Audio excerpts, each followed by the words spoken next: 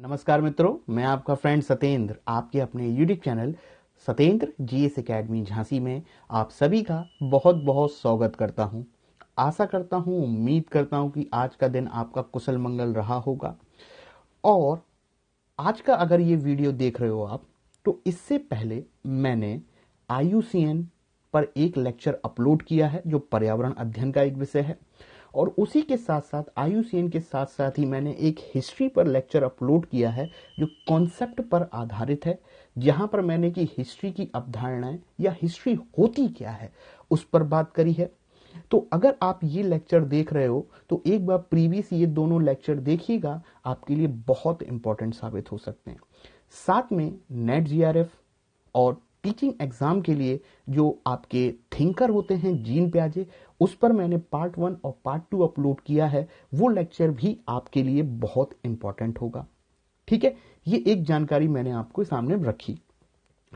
Students, जो आज का हमारा लेक्चर जो है आपके लिए बहुत इंपॉर्टेंट साबित हो सकता है अगर आप लोग UPSC या मैं स्पष्ट कहूं सिविल सर्विस की तैयारी कर रहे हो, या स्टेट सिविल सर्विस की तैयारी कर रहे हो, या नेट GRF की तैयारी कर रहे हो, या CTET का एग्जाम दे रहे हो, चाहे वो स्टेट टेट का एग्जाम दे रहे हो, UP TET, MP TET, other state TET. इन सभी एग्जाम में पर्यावरण अध्ययन EVS के बहुत सारे प्रश्न देखने को मिलते हैं। और आज का हमारा टॉपिक जो है वो पर्यावरण पर ही आधारित होगा। तो लेक्चर को हम लोग स्टार्ट करते हैं आज के। तो प्लीज पेन और पेपर लेकर अवश्य बैठिए, ताकि जो भी इंपॉर्टेंट इंफॉर्मेशन आए उसको आप नोट करते चलेंगे, ताकि आपका दिमाग हैंग ना हो जाए। और हैंग हो जाएगा तो फोन खराब भी हो सकता है। तो यहाँ तो हम ब्रेन की बात कर रहे हैं, तो पेन और पेपर हमेशा की तरह लेके बैठें ताकि नोट्स बनते रहें, क्योंकि नोट्स जो आप बनाओगे वो लॉन्ग टर्म काम में आएंगे। और वीडियो तो हमें पता है कुछ दिनों बाद आप भूल ही जाओगे, इसीलिए हर लेक्चर में पेन की बात मैं अवश्य करता हूँ और नोट्स की बात हमेशा करता हूँ। तो स्टूडेंट्स, पेन और पेपर लेके बैठिए और लेक्चर को हम लोग स्टार्ट करते हैं। और कोशिश करेंगे ये लेक्चर आपके लिए फ्रूटफुल हो और इम्पोर्टेंट हो। हेडिंग है आज की पारिस्थितिकी अनुक्रमण, जिसे इंग्लिश में हम लोग इकोलॉजिकल सक्सेशन के नाम से जानते हैं। ठीक है, तो आइए इसके सबसे पहले इकोलॉजिकल सक्सेशन या पारिस्थितिकी अनुक्रमण जो आज हम टॉपिक कवर करने जा रहे हैं EVS में, सबसे पहले इसके दो महत्वपूर्ण पॉइंट नोट करेंगे। क्या है दो महत्वपूर्ण पॉइंट? ये जो वर्ड है स्टूडेंट्स, पारिस्थितिकी अनुक्रमण या इकोलॉजिकल सक्सेशन, सबसे पहले यह शब्द स्वीडन के वैज्ञानिक ने दिया था, जिनका नाम था हुल्ट। क्या नाम था भैया? HULT। हुल्ट नामक वैज्ञानिक ने 1885 में यह नाम दिया था इकोलॉजिकल सक्सेशन। और यह वैज्ञानिक कहां के थे? स्वीडन के।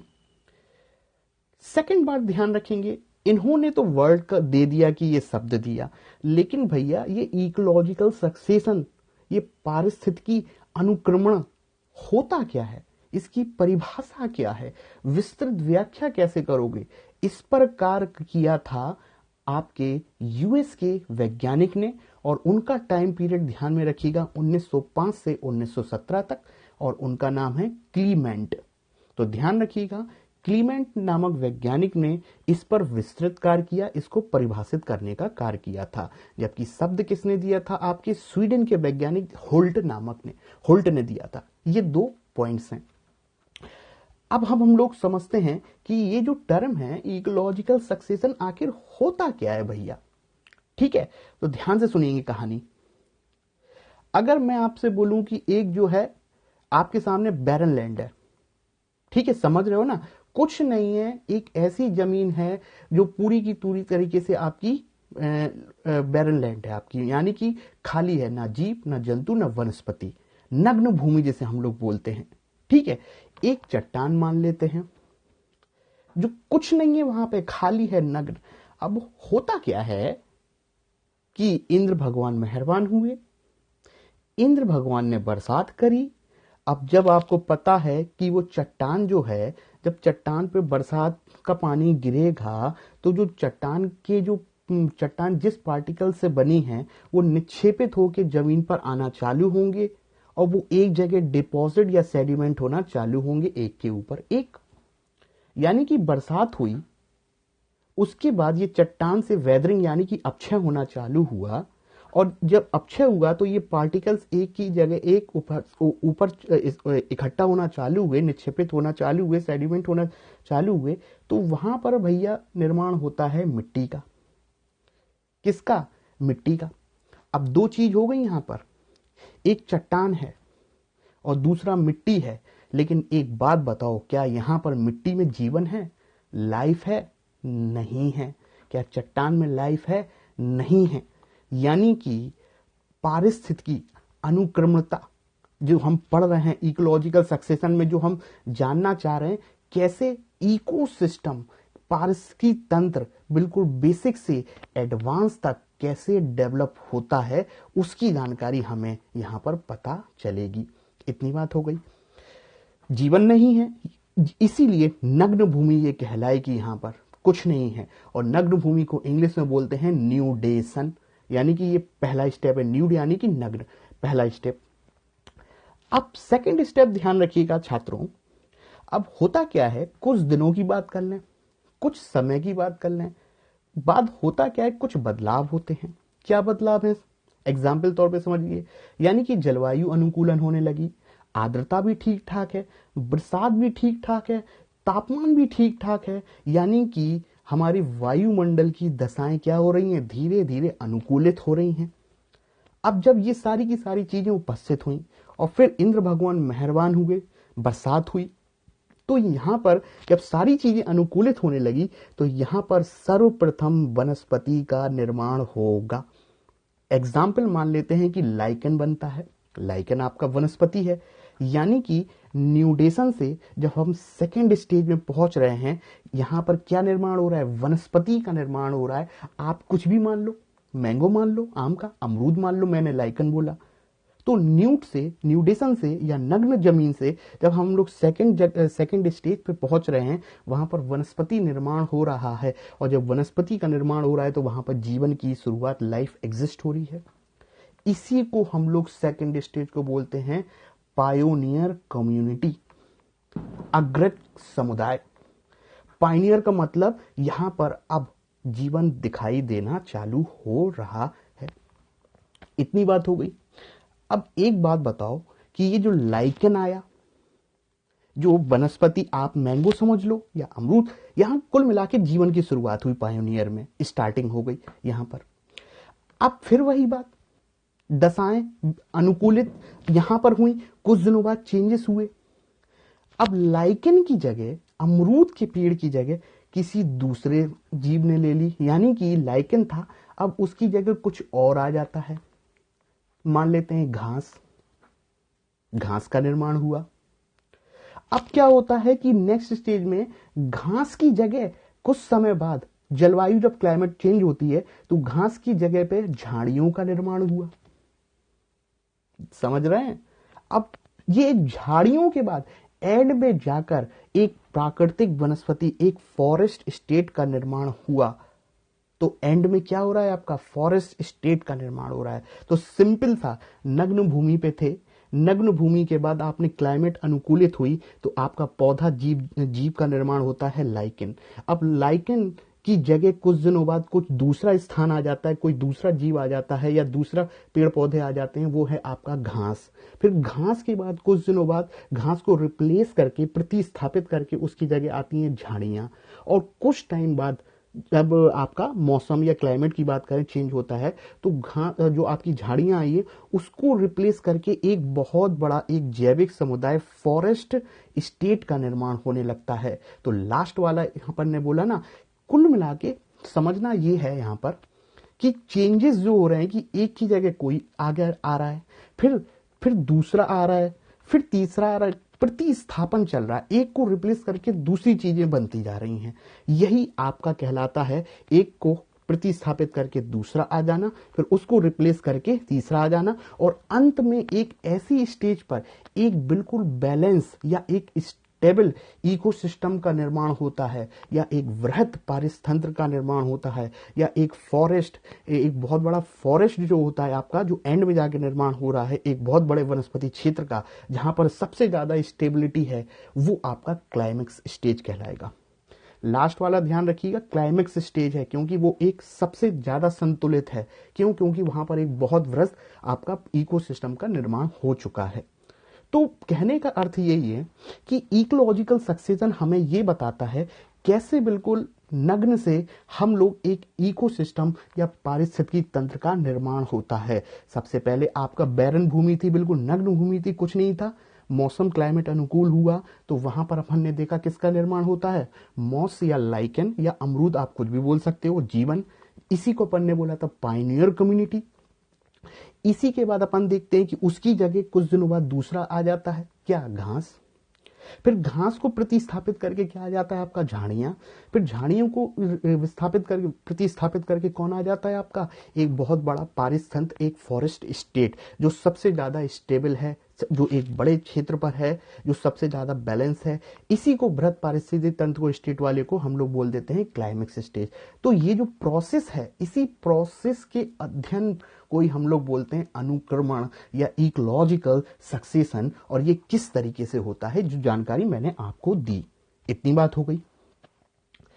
अब यहां पर स्टूडेंट्स ध्यान रखिएगा, जो इकोलॉजिकल सक्सेशन है, इसकी कुछ प्रोसेस हैं, स्टेजेस हैं, उसको मैं आगे एक स्लाइड के माध्यम से समझाने की कोशिश करूंगा। एग्जाम पॉइंट ऑफ व्यू से आपके लिए बहुत इंपॉर्टेंट होगी। ठीक है, अब स्लाइड पर पहुंचे तो एक सिंपल सी बात समझिएगा। मैं शिक्षक, या आप कहीं पढ़ने जाते हो, ठीक है, आप पढ़ने गए, तो जब आप पढ़ा रहे हो तो वहां पर बच्चे आए। अब बच्चे आपके साथ आप बढ़िया पढ़ा रहे हो, बच्चे आपके साथ अनुकूलित हो रहे हैं, यानी कि जुड़ रहे हैं आपके साथ। हो सकता है कुछ ना जुड़ रहे हो, या एक खबर आती है कि भैया फलानी जगह जाओ, वो बहुत बढ़िया है। ठीक है, पहले आप अनुकूलित होने की कोशिश कर रहे हो, लेकिन ऐसी स्थिति बनी कि फलाना शख्स जाके बोलता कि नहीं भैया वहां पे ज्यादा है, या ये बोलता कि अरे वहां पे चलो। तो आप मेरे साथ तो अनुकूलित हो रहे थे, लेकिन कुछ दिनों बाद हम कोशिश तो करते हैं कि इकोसिस्टम में, किसी पारिस्थितिक तंत्र में पेड़ पौधे, जीव जंतु, वनस्पति मिलजुल के आपस में रहें, लेकिन ऐसा हो नहीं पाता। इसी तरह यहां पर यह समझिएगा कि वो बच्चा था जो आया, वो चला गया कहीं और, लेकिन वो जगह तो खाली नहीं रहेगी। जो चला गया उसकी जगह कोई और आ जाएगा, और जो बच्चा दूसरी जगह गया, हो सकता है उसको वहां पे मजा ना आया हो, वो तीसरी जगह चला गया, लेकिन वो पीछे वाली जगह भी भर जाती है। ऐसी वो आगे जाता है, वो उधर पे उसको मजा नहीं आता, वो कहीं और जाता है, लेकिन उसके पीछे वाली जगह भर जाती है। कुल मिला के हम लोग प्रतिस्थापन की क्रिया यहाँ पर करते हैं, उसी को सक्सेशन नाम देते हैं। और फाइनली हम एक ऐसी स्टेज पे पहुंच जाते हैं, एक ऐसे स्टेबल स्टेज पे पहुंच जाते हैं, एक बहुत बड़े वृहद फॉरेस्ट स्टेट का निर्माण हो जाता है। वही आपका क्लाइमेक्स स्टेज कहलाती है। तो ये था आपका कॉन्सेप्ट किसका, आपका इकोलॉजिकल सक्सेशन का। अब हम लोग आगे बढ़ते हैं जल्दी। तो ये है आपके सामने एक प्रोसेस लिखा हुआ है कि अनुक्रमण की प्रक्रिया या प्रोसेस ऑफ सक्सेशन क्या होता है, कितने स्टेप में होता है। तो सबसे पहले ध्यान रखिएगा स्टूडेंट्स, यहाँ पर अनुक्रमण की प्रक्रिया जो प्रोसेस होगी वो 5 स्टेप में कंप्लीट होती है। उन 5 स्टेप्स को हम लोग नोट डाउन करेंगे, जैसा आपके सामने स्लाइड में मैंने हैंड राइटिंग से नोट्स बनाए हैं, आप इसको नोट जरूर करेंगे। ठीक है, तो चलिए, ऊपर मैंने लिख ही रखा है, होल्ट का नाम बता ही दिया था, क्लीमेंट का नाम बता दिया था। अब ये जो 5 स्टेप हैं जो आपको जरूर पता होना चाहिए। देखिएगा, पहला स्टेप अगर आप देख रहे हो तो लिखा है यहाँ पर न्यूडेशन। फर्स्ट नंबर पे ध्यान से देखिए, न्यूडेशन लिखा हुआ है और उस पर लिखा हुआ है विवस्त्रीकरण। यानी न्यूडेशन का अर्थ होता है नग्न, यानी कि यहाँ पर कुछ नहीं है, खाली बिल्कुल एक खाली जमीन है, कुछ नहीं है यहाँ पर। वो बोलते हैं ना बैरन जमीन जो होती है, यहाँ पर कुछ नहीं है, सिर्फ पहाड़ था और मिट्टी था, जो मैंने प्रीवियस अभी कुछ टाइम पहले आपको बताया। लेकिन फिर बाद में मैंने आपको बताया था ना कि क्लाइमेट अनुकूलन होता है। ठीक है, अब क्या होता है यहाँ पर सेकंड स्टेप देखिएगा क्या लिखा हुआ, इन्वेशन, बहुत इंपॉर्टेंट, जिसे हम लोग बोलते हैं संक्रमण। क्या होता है इन्वेजन? देखिएगा ध्यान से, नीचे लिखा हुआ है कि वो नग्न प्रदेश में जो पूरा का पूरा खाली हुआ करता था, उसमें सर्वप्रथम किसी जीव का सर्वप्रथम प्रवेश होता है। बहुत इंपॉर्टेंट। अगर आपसे न्यूडेशन कोई बोलता है तो न्यूडेशन वो है जहां पर कुछ नहीं है, पूरा खाली पड़ा हुआ है, बिल्कुल वीरान सा समझ सकते हैं। बिल्कुल आपका सिर्फ पहाड़ था और आपकी मिट्टी थी। लेकिन क्लाइमेट अनुकूल होती है और जब हम सेकंड स्टेप में पहुंचते हैं, जिसे हम लोग संक्रमण के नाम से जानते हैं या इन्वेजन के नाम से जानते हैं, जिसका अर्थ होता है कि नग्न भूमि में अब जीवन की शुरुआत हो चुकी है या नग्न प्रदेश में किसी जीव का सर्वप्रथम प्रवेश जब होता है तो उसे इन्वेजन या संक्रमण के नाम से जानते हैं। इतनी बात हो गई। सेकंड पॉइंट ध्यान में रखिएगा। अब यहाँ पर सेकंड पॉइंट में देखिएगा, तीन चीजें आपके सामने लिख रखी हैं आपकी, ठीक है। एक लिखा है प्रवास, दूसरा लिखा हुआ है, ध्यान से देखिएगा, अस्थापना, और तीसरा लिखा हुआ है पूंजीकरण, ठीक है। अब इतना तो आप समझ रहे हो कि कोई भी चीज जब नग्न प्रदेश में किसी जीव का सर्वप्रथम प्रवेश हुआ होगा तो वो जीव कहीं ना कहीं से प्रवास करके आया होगा। प्रवास करने का अर्थ समझ रहे हो? मान लेते हैं कोई नदियां बहकर आई या कोई चिड़िया कोई जीव लेके आया और उसने फलाना बीज डाल दिया। यानी कि यहाँ पर नग्न प्रदेश में या इन्वेजन में जो किसी जीवन की शुरुआत हो रही है, किसी जीव का जो सर्वप्रथम प्रवेश हो रहा है, उसका पहला रीजन ये है कि यहाँ पर जीव जो आ रहा है उसका रीजन है आपका प्रवास। और प्रवास के माध्यम से वहाँ पर जीव की शुरुआत हो रही है। अब वो जीव आ कैसे रहा है, कैसे आ रहा है? प्रवास के माध्यम से। हो सकता है नदियाँ हो गई या कोई बहा के लेके आ गया हो या किसी जीव के माध्यम से उसने दबाया और वहाँ पे बीज डाल दिया और वहाँ पे जीवन की शुरुआत हो जाती है। अब प्रवास जब हो गया उसके बाद होता है अस्थापना। अस्थापना के बाद वहाँ पर अब जीव या पेड़ या पौधा अपने आप को स्थापित करने की कोशिश करेगा। ये उसी तरीके से बात हो गई कि आप कहीं पर आ गए, आपकी जीवन की शुरुआत हो गई, अब उस घर में आप अपने आप को स्थापित कर रहे हो। सेकेंड इस बात हो गई। अब होता क्या है भैया, चाहे मैं हूँ चाहे आप हो, आप अपने तरीके के लोगों को ढूंढने की कोशिश करते हो। उसी तरह से कोई भी जीव होगा, चाहे वो पेड़ पौधे हों चाहे कोई जंतु हो, वो अपने ही तरीके के दोस्तों को तो ढूंढने की कोशिश करेगा। तो पूंजीकरण का अर्थ ये है कि अब वो इकट्ठा हो रहा है। इकट्ठा क्या? अपने तरीके के लोगों को वो अपने साथ इकट्ठा होने की कोशिश कर रहा है। वो अपने तरीके के लोगों को देख रहा है कि वो इकट्ठा हो जाए, गैदरिंग हो जाए, टुगेदर हो जाए, ठीक है। तो पूंजीकरण का अर्थ यहाँ पर है कि जीव अपने टाइप के लोगों को इकट्ठा करने की कोशिश करेगा, पूंजीकरण हो गया। अब एक बात बताओ, इन्वेजन भी हो गया। अब थर्ड स्टेज पर आओ, आपका कंपटीशन, स्पर्धी, बहुत इंपॉर्टेंट।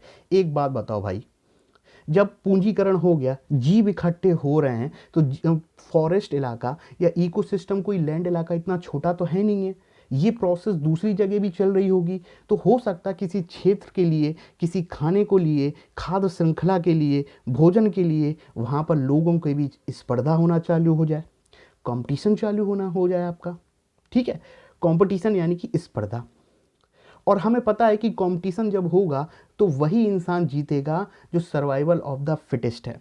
यानी कि उस दुनिया में जीने का अधिकार उसी को है जो अपने आप को मौसम के अनुकूल अनुकूलित कर लेता है। यानी कि इस स्पर्धा में उस जीव की फाइट दूसरे किसी व्यक्तिगत जीव से भी रही होगी, साथ में मौसम से, जलवायु से भी रही होगी, वातावरण से भी रही होगी, क्योंकि वातावरण भी उस जीव पर प्रभाव डालता है। एक तो वो किसी दूसरे जीव से लड़ रहा है, दूसरा अपना वो वातावरण से भी लड़ रहा है, ठीक है।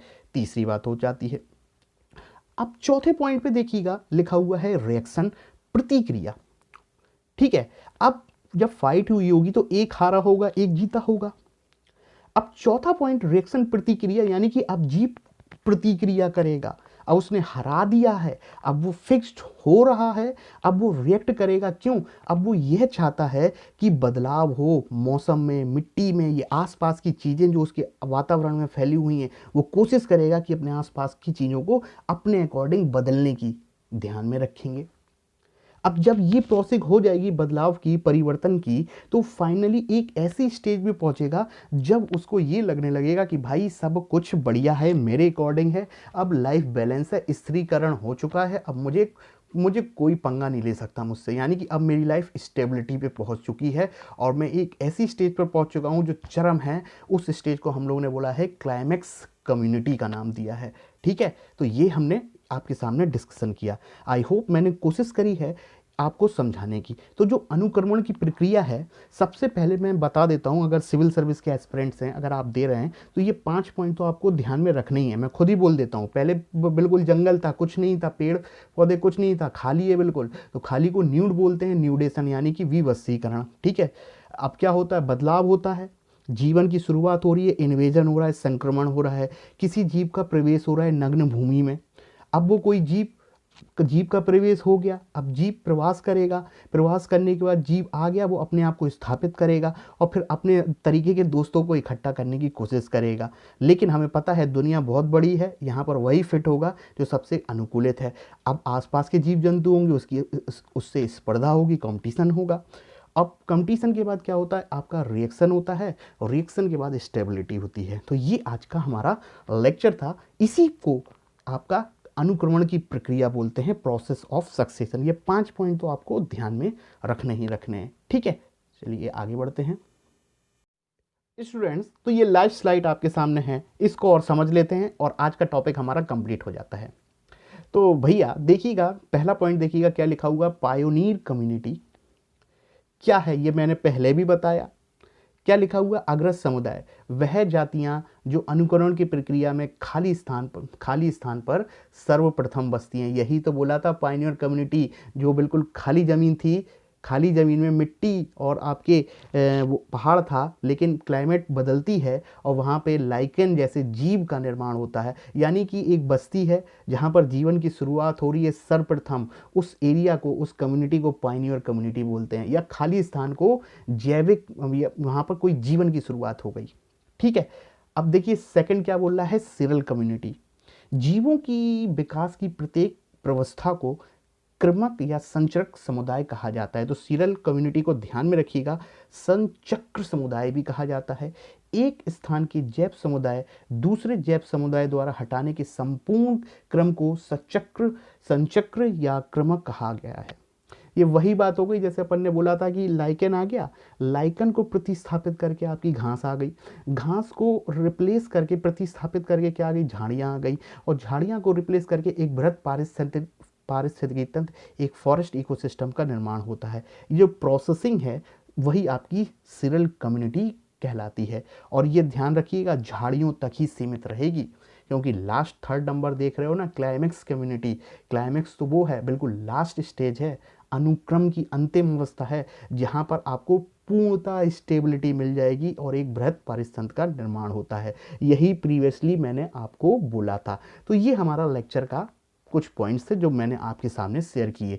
थोड़ा सा लेक्चर आपका हो सकता है कि कॉम्प्लेक्स लगे, लेकिन ये सिविल सर्विस के लिए तो इम्पॉर्टेंट है ही, आपका पूछा जा सकता है मेंस में भी, और अदर स्टेट एग्जाम के लिए भी इम्पॉर्टेंट है। और C TET UP TET MP TET में जो फैक्चुअल इन्फॉर्मेशन आती ही है, और साथ में वो स्टेप भी पूछ लेता है भैया, जो प्रोसेस ऑफ सक्सेशन के कितने स्टेप हैं। तो ध्यान रखिएगा, 5 बताए थे हमने, वो 5 को सीरीज में क्रम में ही ध्यान में रखना है। ठीक है, रिवाइज करा दूंगा नेक्स्ट लेक्चर में। तब तक के लिए धन्यवाद, जल्दी मिलते हैं। आपका फ्रेंड, आपका host Satyendra, GS academy Jhansi. Thank you, okay, bye bye.